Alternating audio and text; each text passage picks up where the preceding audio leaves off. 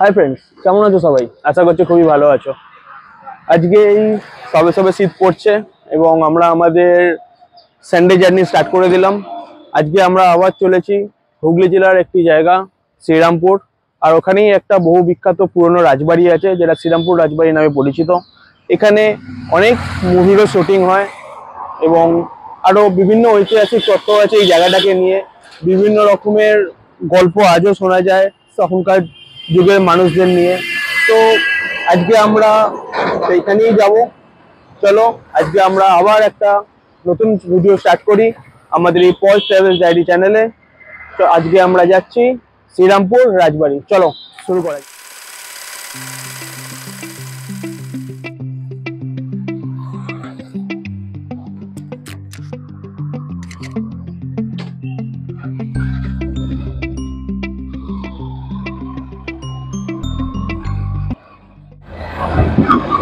এসে গেছি আমরা ড্যানিশ রোডের এন্ডে।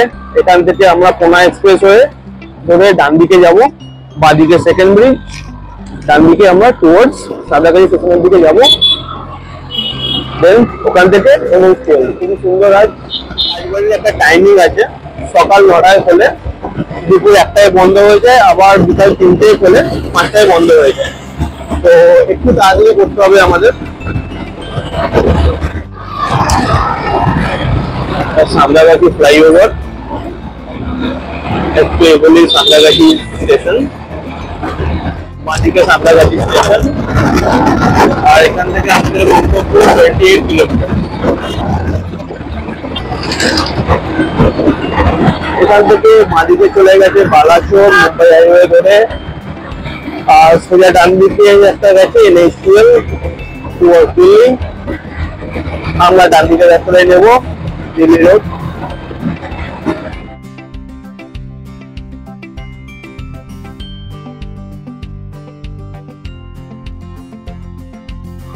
NH12 সার্ভিস রোড, একটুখানি গিয়ে আমরা মেন রোডে গিয়ে জয়েন করবো NH12।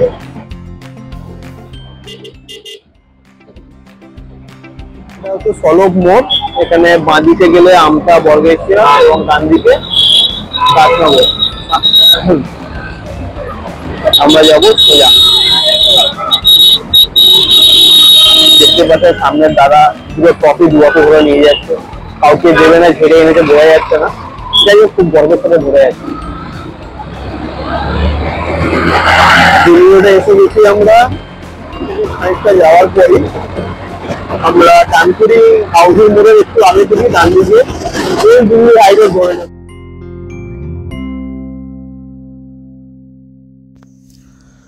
সূর্য এবার ডুবো ডুবো, কিন্তু আমাদের যাত্রা সবে শুরু। অপূর্ব লাগে সানরাইজ আর সানসেটের এই টাইমটা। পাহাড়ে কুয়াশা আর এখানে কুয়াশা, মানে ফুলের ভরা।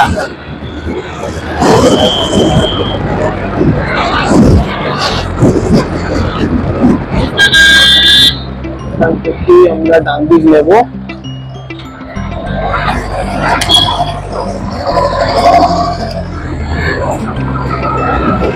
বাঁদিকে একটুখানি গেলে ডানকুনি হাউজিং মোড়। বাট আমরা এখান থেকে ডান দিক নিয়ে ওল্ড দিল্লি রোড ধরে স্ট্রেট করবো। আরো দুজন জয়েন করেছে আমাদের সাথে। আর একজন আমার শাড়ি বাড়ি পরে একবার সেজে গুজে বেরিয়েছে।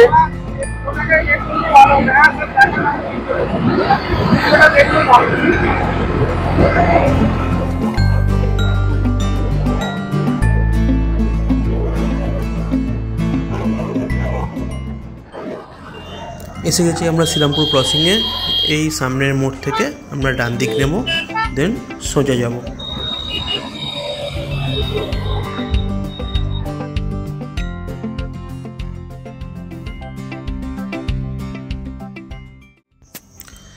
এখান থেকে আমরা ডান দিক নেব এবং এই ESI হসপিটালের রাস্তার মধ্যে দিয়েই একটা শর্টকাট পেয়েছিলাম আমরা গুগল বাবাজির কৃপায়। তো আমরা এই রাস্তা দিয়েই এগিয়ে যাব।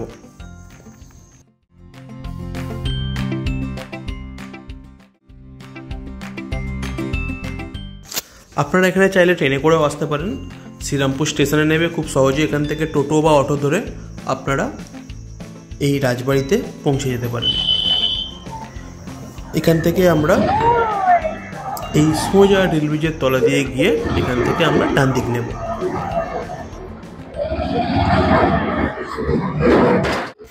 এসে গেছি আমরা রাজবাড়িতে, কিন্তু এ কি, এখানে তো বিয়ে বাড়ির মণ্ডপ সাজানো আছে।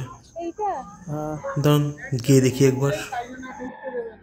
হ্যাঁ, তো এখানে চলা ইভেন্টের জন্য আজকে আমরা ভেতরে যেতে পারবো না। এই আপনাদের ডিটেলস দেওয়া রইলো, কন্ট্যাক্ট নাম্বার গোস্বামী রাজবাড়ির। আপনারা যখনই এখানে আসবেন অবশ্যই কন্ট্যাক্ট করে আসবেন, কারণ এখানে বিয়ের সিজনে বিয়েবাড়ি এটাকে ব্যাঙ্কোয়েট হল হিসেবে ইউজ করা হয়, অন্যান্য ইভেন্টও এখানে বুকিং নেওয়া হয়। তো আপনারা যদি বুকিং করার থাকে আপনারা সেটাও করতে পারেন। আদারওয়াইজ যখনই আপনারা এখানে ফটোশ্যুট করতে আসবেন অবশ্যই ফোন করে আসবেন। কিছু পুরনো পিকস আপনাদের সাথে শেয়ার করলাম লাস্ট টাইম যখন আমি এসেছিলাম। যাই হোক, মনটা খারাপ হয়ে গেল। নেক্সট টাইম যখন আসবো অবশ্যই আপনাদের সাথে আবার এই ভিডিওগুলো আমি শেয়ার করব। তো আজকের জন্য প্যাক আপ। এখান থেকে আমরা নেক্সট চলে যাব এখান থেকে শ্রীরামপুর লঞ্চঘাট। এখানে গিয়ে একটু বসতে পারেন আপনারা, বা এখানে অনেকগুলো মন্দির আছে, এই মন্দিরগুলো দর্শন করতে পারেন, বেশ ভালো লাগবে। সন্ধ্যাবেলা এখানে পুজোর আরতি সমস্ত হয়, দেখতে বেশ ভালো লাগবে। এই সমস্তগুলো দেখবার পরে আপনারা চাইলে এই লঞ্চঘাটে বসে একটুখানি আড্ডা মারতে পারেন, বা যদি আপনারা চান অন্যদিকে যেতে, এর জাস্ট উল্টো দিকে খানিকটা গেলেই হচ্ছে লঞ্চে করে ব্যারাকপুর, তো সেদিকেও যেতে পারেন। তো আমরা এই মন্দিরগুলো দর্শন করার পরে এখানে একটু দাঁড়িয়ে চা খেলাম, খেয়ে এবার আমরা এখান থেকে বেরিয়ে পড়লাম টুয়ার্ডস দ্য ডেনমার্ক ট্রিভেন। না, এটা মিস্টার পার্ড তৈরি করা ইংলিশ মিউজিয়াম নয়, এটা একটা রেস্তোরাঁ বা ক্যাফে বলতে পারেন। হ্যাঁ, বহু পুরনো, অনেক ইতিহাস আছে এই ক্যাফেটাকে নিয়ে। এরই ব্যাক সাইডে পুলিশ স্টেশন, এবং যেটা নদীর পাড়ে আছে ওটা হচ্ছে ক্যাফে বা রেস্টুরেন্ট। এখান থেকে জাস্ট বাঁদিক নিলেই আমরা দ্য ডেনমার্ক ট্রিভেনে পৌঁছে যাব। এর সামনে একটা ছোট্ট পার্ক আছে, আপনারা চাইলে এখানে বসে কিছুটা সময় কাটাতে পারেন। এই হচ্ছে সেই ডেনমার্ক ট্রিভেন রেস্টুরেন্টটা। এখানে কফি খেতে পারেন, বা কোনো স্ন্যাক্স যদি চান ট্রাই করতে পারেন, ইভেন এখানে ডিনারও করতে পারেন আপনারা। কমপ্লিটলি একটা অন্যরকম এখানে এনভায়রনমেন্ট। যাই হোক, আমরা এখানে গেলাম না, আমরা নদীর পাড়ে বসে কিছুক্ষণ আড্ডা মেরে রিটার্ন করলাম। যাই হোক, রাজবাড়িটা ঘোরার খুব ইচ্ছা ছিল।